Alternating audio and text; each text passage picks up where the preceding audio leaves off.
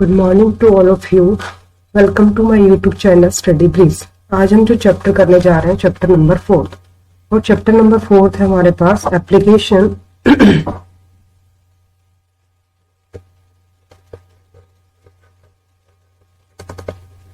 Application of matrix application of matrices to a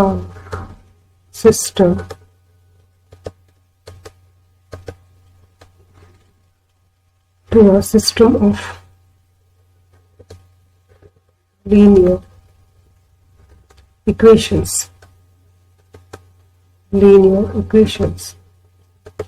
ये है हमारे पास चैप्टर नंबर 4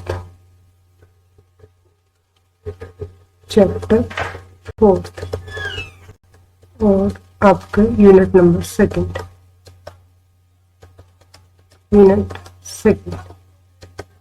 ठीक है। तो इसमें हम पढ़ेंगे एप्लीकेशन मैट्रिसेस के बारे में। एप्लीकेशन ठीक है। तो एप्लीकेशन में सबसे पहले आता है system of non homogeneous linear equation. System of non homogeneous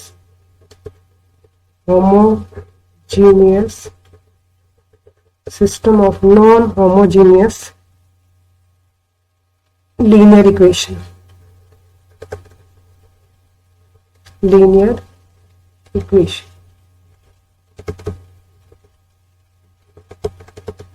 ये हम 12th क्लास में पढ़ चुके हैं system of non homogeneous linear equations के बारे में। तो सबसे पहले हम कंसिडर करेंगे नॉन होमोजीनियस इक्वेशन। तो कंसिडर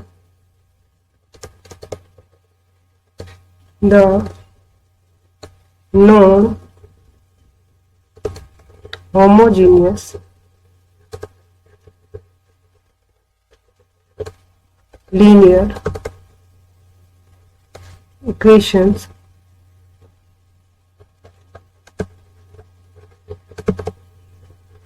in an unknown ठीक है। किस तरह से होंगे एन अननोन हमारे पास? जैसे हमने लिया a11 x1, a12 x2, a13 x3 and so on up to a1n। तो ये n हो गया और अननोन x1 x2 x3 हो गया आपके पास, और राइट हैंड साइड में हमने ले लिया b1। इसी तरह से second a21 x1, a22 x2, a23 x3 and so on up to a2n xn is equal to b2। इसी तरह से हमने थर्ड लिया a31 x1, a32 x2, a33 x3 plus and so on up to a3n xn is equal to b3। और हम nth लिखेंगे अब यहाँ पर, और nth में हमारे पास क्या होगा and so on up to करके हम करेंगे। तो ये इस तरह से हमारे पास फोर्थ आ जाएगा, फिर फिफ्थ होगा and so on up to आपके पास यहाँ पर nth लिख देते हैं हम an1 x1 plus an2 x2 plus an3 x3 plus and so on up to ann xn is equal to bn। ये हमारे पास होमोजीनियस इक्वेशन हो गई। कितनी हो गई हमारे पास? n अननोन्स की हो गई। तो यहाँ हम bn ले लेते हैं, तो ये हमारे पास क्या हो जाएगा mn। ठीक है। तो इस तरह से हम इसको लिखेंगे और this is written in matrix form. The matrix form is matrix form is AX is equal to B। वहां भी हम लिखते थे जब इनवर्स निकालते थे, तो इनवर्स निकालने के लिए हम इसको इस फॉर्म में लिखते थे। तो आपके पास A क्या हो जाएगा यहाँ पर? A क्या होगा यहाँ पर? where A is equal to A क्या होगा? A is the matrix of coefficient x1 x2 x3। तो फर्स्ट में क्या था हमारे पास a11, फिर क्या था आपके पास a12 and so on up to यहाँ क्या था a1n। इसी तरह से सेकंड में था 2 1, फिर यह हो गया 2 2 and so on up to यहाँ आ गया आपके पास 2n। इसी तरह से nth लिख लेते हैं, तो ये था हमारे पास n1, यहाँ था आपके पास n2 and so on up to, और यहाँ आपके पास क्या होगा, अगर m लेते हैं यहाँ पर तो m ले लेते हैं m1 m2 and so on up to, ये हो गया आपके पास mn। x क्या हो गया हमारे पास अननोन, जो निकालने हमें n x1 x2 x3 and so on up to xn। और इसी तरह से b आपके पास क्या होगा, राइट हैंड साइड में जो दे रखे हैं कांस्टेंट आपके पास वो होंगे b1 b2 and so on up to bm। ठीक है, तो ये सभी वैल्यूज हम इस तरह से लिखेंगे bm। ठीक है, तो हम क्या करेंगे कि a जो बना हमारे पास वो क्या हुआ, a is the coefficient of, a is called matrix of coefficient. Coefficient से बना हमारे पास, किसके कोफिशिएंट से बना है हमारे पास, coefficients x1 x2 x3 and so on up to xn के coefficients. And the matrix this one means a argument, ये जो सिंबल दे रखा है आर्गुमेंट इज कॉल्ड, इस टाइप के मैट्रिक्स को बोलते हैं हम आर्गुमेंट। और तो ये होता है हमारे पास AUGMENT ऑर्गुमेंटेड मैट्रिक्स। और इस ऑर्गुमेंटेड मैट्रिक्स को हम किस तरह से लिखते हैं, ये तो हमने ऑलरेडी लिख लिया। ठीक है, तो ऑर्गुमेंट मैट्रिक्स जो होगा हमारे पास वो किस तरह से लिखेंगे हम, ऑर्गुमेंट मैट्रिक्स को A लिखेंगे, 2 डॉट करेंगे और ये हमारे पास हो गए ऑर्गुमेंट मैट्रिक्स। और इसको हम इस तरह से करेंगे, जैसे ऊपर A लिखा है तो पहले A11 A12 and so on up to यहाँ हो गया आपके पास A1n। इसी तरह से यहाँ होगा A21 A22 and so on up to A2n। और लास्ट हमारे पास क्या था यहाँ पर M1 M2 and so on up to AMN। और ऑर्गुमेंटेड के लिए हमने ये 2 डॉट यूज करेंगे, तो सबके साथ ये डॉट यूज करेंगे। और फिर क्या बी में क्या था आपके पास B1 B2 and so on up to आपके पास यहाँ बीच में इस तरह से होगा, और ये होगा आपके पास BM। ठीक है, तो ये हो गया आपके पास ऑर्गुमेंटेड मैट्रिक्स। और ऑर्गुमेंटेड मैट्रिक्स के बाद आपके पास क्या होगा, यहाँ पर हमें क्या करना है कि इनको सोल्व करने के लिए, ऑर्गुमेंटेड मैट्रिक्स को सोल्व करने के लिए हम क्या करेंगे, कुछ हमारे पास रूल्स हैं। तो रूल्स में क्या है कि हमारे पास जो इक्वेशन है वो कंसिस्टेंट है या इनकंसिस्टेंट है, उसके लिए तो कंसिस्टेंट और इनकंसिस्टेंट की हमारे पास कंडीशंस है। क्या कंडीशन है हमारे पास कंसिस्टेंट और इनकंसिस्टेंट की, तो फर्स्ट कंडीशन है हमारे पास, तो हम लिख लेते हैं कि कंसिस्टेंट इनकंसिस्टेंट सॉल्यूशन की हमारे पास फर्स्ट कंडीशन है, फर्स्ट वन है कि सिस्टम ऑफ इक्वेशन जो हमने लिखा है Ax is equal to B, तो हम लिखेंगे system STEM system of equations, system of equation, कौन सी equation, Ax is equal to B is said to be consistent if condition क्या है कि it has at least one solution, at least one solution। और second हमारे पास क्या होगा यहाँ पर, system of equation, system of equation Ax is equal to B is said to be inconsistent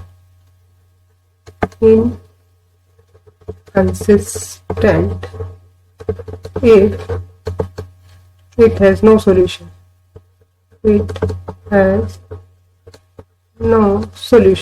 और जब इसका कोई सॉल्यूशन नहीं है, it has no solution। ठीक है, तो नो सॉल्यूशन का मतलब क्या हो गया, यहाँ पर हम यही लिख देते हैं इसको, no solution, it has no solution. No solution है तो अब क्या करेंगे इसमें,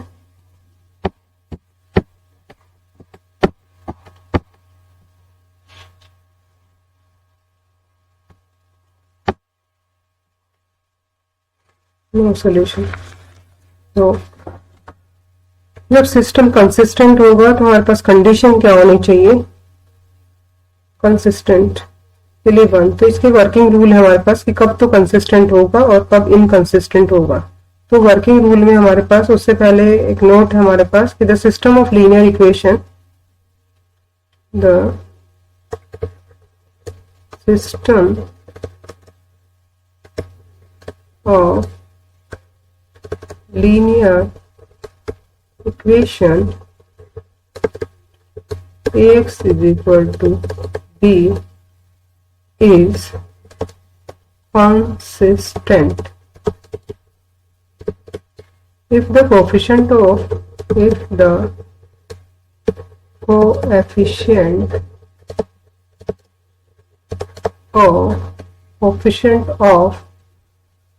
a and augmented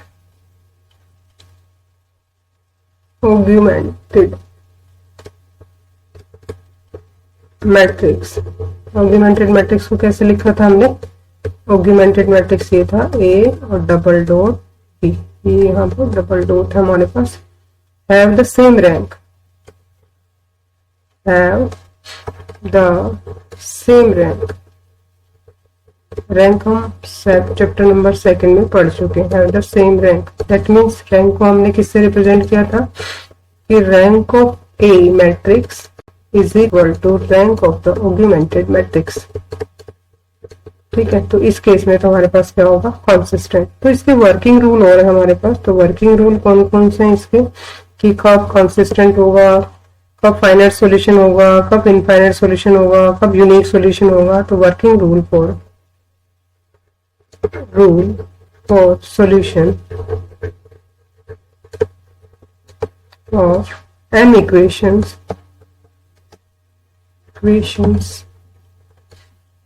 in n unknowns, m equation and in n unknowns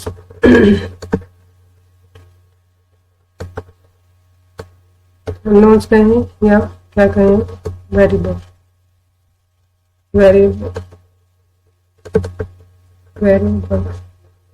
और वेरिएबल किसको कहा है हमने, x1 जो लिया था, x2 and so on up to xn तक जो भी थे उनको हमने वेरिएबल कहा था।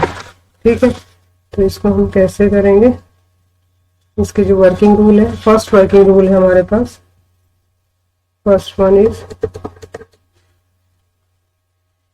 फर्स्ट है आपके पास कि अगर रैंक ऑफ ए जो है वो हमारे पास not equal to rank of the augmented matrix होता है तो हम कहेंगे कि इनकंसिस्टेंट है, that mean no solution.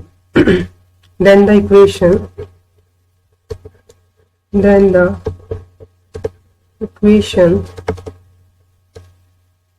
Are inconsistent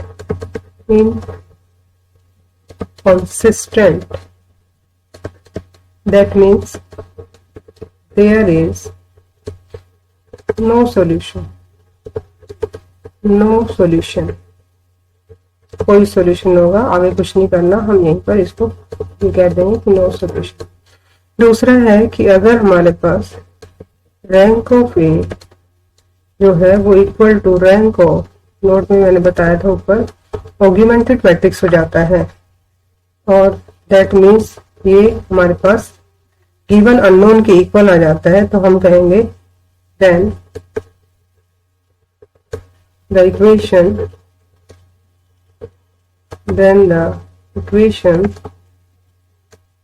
are consistent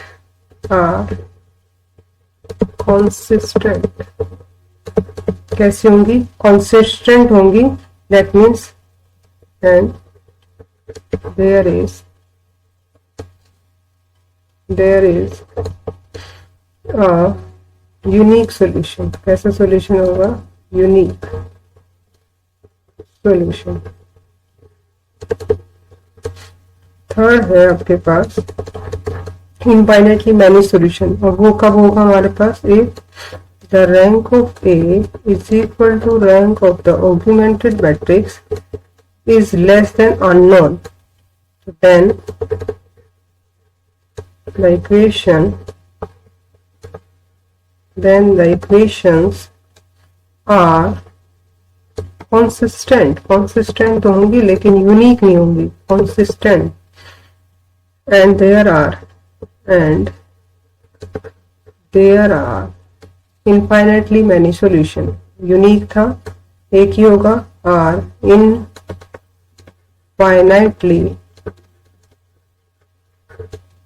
infinitely many solution और infinite number of solution, ऐसे भी कह सकते हैं infinitely many solution। तो इसके कितने भी solution हो सकते हैं हमारे पास।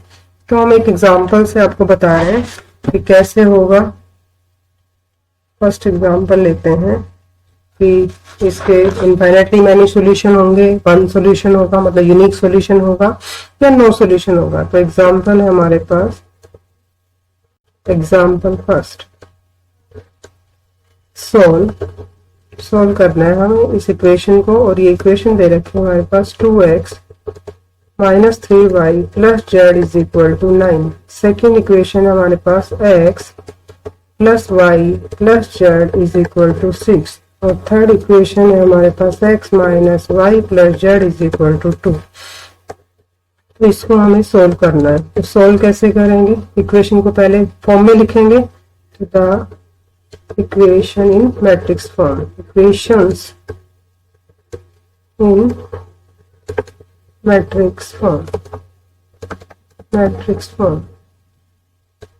मैट्रिक्स फॉर्म क्या बताई थी आपको? ax is equal to b, where a क्या था अपने पास? Where a is equal to, a था coefficient of x y z, that mean था आपके पास 2 माइनस 3 1। सेकेंड रो के एलिमेंट है 1 1 1, और थर्ड के हैं 1 माइनस 1 1। ये तो हो गया a। फिर था x आपके पास, और x के आपके पास वेरिएबल कौन से आपके पास? x y z। और फिर है आपके पास b, और b एक मैट्रिक्स है, कॉलम मैट्रिक्स, जो राइट हैंड साइड में हमारे पास कांस्टेंट दे रखे हैं, उनसे जो बनेगा वो आपके पास क्या हो जाएगा? b हो जाएगा। तो अब हमें इसको सोल्व करना है, ठीक है। तो इसको सोल्व कैसे करेंगे हम? सबसे पहले हम इसका रैंक निकालेंगे। अगर रैंक हमारे पास क्या आ जाता है? Rank of the augmented matrix is equal to rank of this आ जाता है, तो हम क्या कहेंगे? कंसिस्टेंट है, और कंसिस्टेंट है तो यूनिक सॉल्यूशन होगा। तो हम सबसे पहले क्या करेंगे? ऑगमेंटेड मैट्रिक्स लिखते हैं। ऑगमेंटेड मैट्रिक्स क्या है हमारे पास? A, और इस तरह से लिखेंगे B। A आपके पास क्या है यहाँ पर? 2 माइनस 3 1, यहाँ 1 1 1 1 माइनस 1 1, और यहाँ है आपके पास 9 6 2, ठीक है। अब हम यहाँ करेंगे ऑपरेशन लगाएंगे। ऑपरेशन लगाने के लिए सबसे पहले लीडिंग एंट्री हमारे पास क्या होनी चाहिए? 1 होनी चाहिए, ठीक है। तो हम इसको रिड्यूस करेंगे एक्लेन फॉर्म में। तो to find the rank of, लिख देते हैं, to find the rank of augmented matrix, we reduce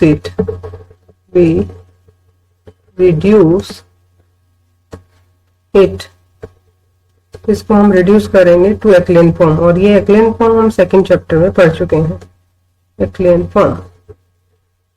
और एक्लेन फॉर्म में हम क्या करते थे? लीडिंग एलिमेंट हमारे पास क्या होना चाहिए? 1 होना चाहिए। इसको लीडिंग एलिमेंट को 1, या तो हम रो और कॉलम को आपस में चेंज करके कर सकते हैं, या फिर हम क्या करेंगे? इसको 2 से डिवाइड कर देंगे, ठीक है। तो 2 से जब डिवाइड करेंगे हम, तो हमारे पास फ्रैक्शन फॉर्म में आएगा। इससे अच्छा है कि हम इसको इंटरचेंज कर लें, ठीक है। तो हम क्या कर रहे हैं? सबसे पहले ऑपरेट करेंगे हम, ऑपरेटिंग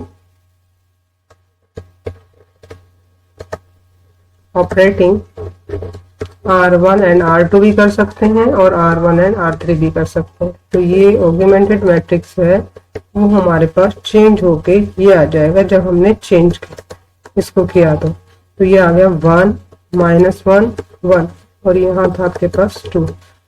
सेकंड को चेंज नहीं किया इसलिए हमारे पास सेकंड एज इट इज रहेगा और नेक्स्ट हमारे पास थर्ड को फर्स्ट के साथ चेंज किया था तो फर्स्ट हमारे पास यहाँ आ जाएगी।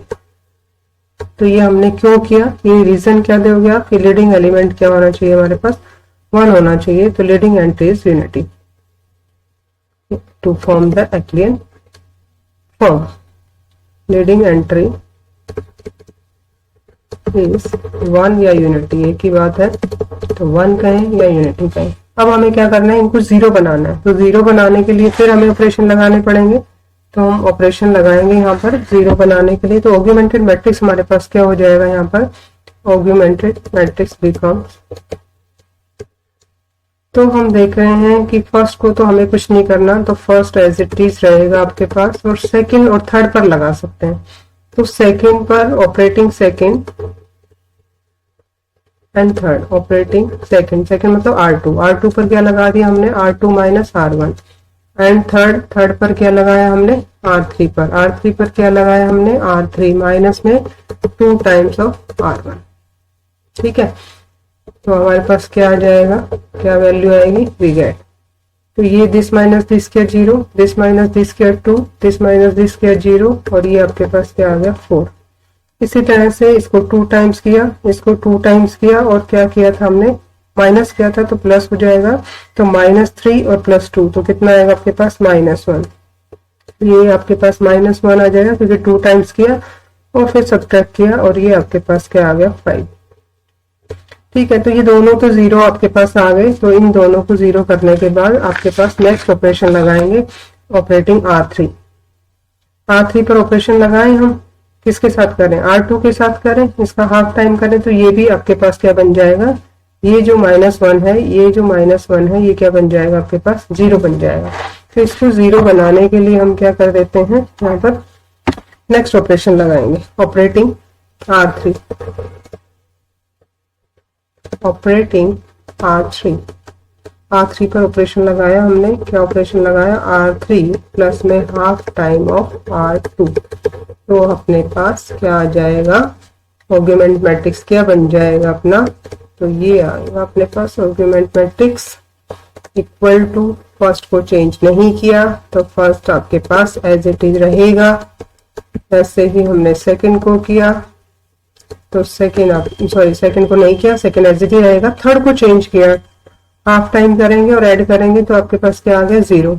हाफ टाइम किया और ऐड किया तो आपके पास ये तो -1 था। हाफ टाइम किया और ऐड किया तो आपके पास क्या आ गई वैल्यू इसकी 7 हो जाएगा। तो ये आपके पास आ गया 7।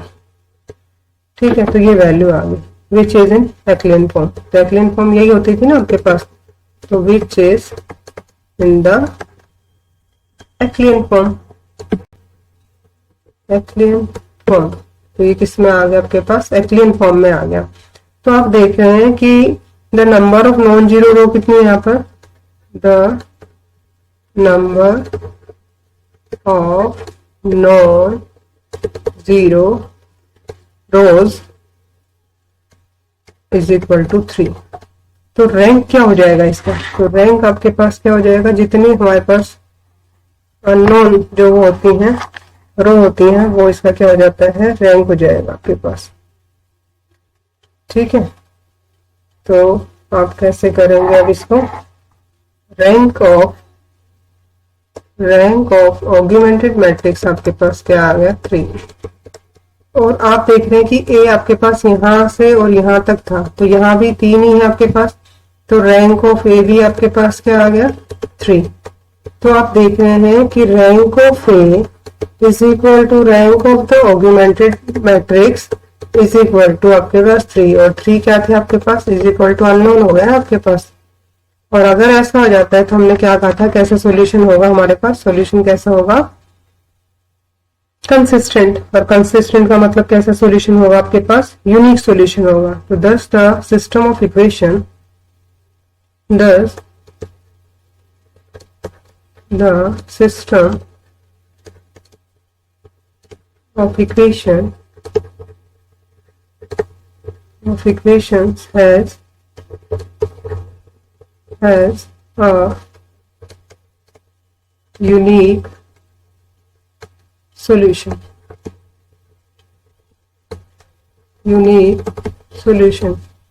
Given by,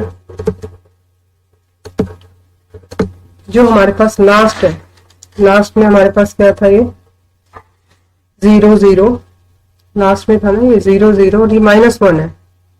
तो लास्ट रो से हम क्या लिख सकते हैं इसको, -z is equal to 7। That means z is equal to -7। तो z की वैल्यू क्या आ गई आपके पास यहाँ पर, -7। इसी तरह से सेकंड से करेंगे, तो सेकंड में क्या आ गया, 0x + 2y is equal to 4। तो यहाँ से आपके पास y इज इक्वल टू कितना आ गया, 2। और फर्स्ट में आपके पास क्या है, फर्स्ट को करें अगर हम, तो फर्स्ट में है हमारे पास यहाँ पर x, यहाँ लिख लेते हैं फर्स्ट का, x -y + z is equal to 2। तो यहाँ पर हम y और z की वैल्यू पुट करेंगे, तो आपके पास क्या हो जाएगा, यहाँ पर x की वैल्यू आ जाएगी। तो हमने वैल्यू पुट किया, यहाँ पर वैल्यू पुट किया, तो x -y की वैल्यू कितनी आई थी आपके पास, 2 + z की वैल्यू क्या थी, -7 इज इक्वल टू कितना आपके पास, 2। तो आप यहाँ से इसको सिंप्लीफाई करेंगे, तो ये आ गया 2 + 9। तो x की वैल्यू आपके पास क्या आ जाएगी, यहाँ पर x इज इक्वल टू 11। तो आपके पास x y z की वैल्यू आ गई। तो ये आपके पास कैसा सॉल्यूशन हो गया, इसका यूनिक सॉल्यूशन हो गया। ठीक है, तो आज हमने ये इसको इंट्रोडक्शन के साथ आपको बताया। तो ये यूनिक सॉल्यूशन हो गया इस तरह से। तो इस तरह से हम करेंगे। Thank you, have a nice day, thank you very much.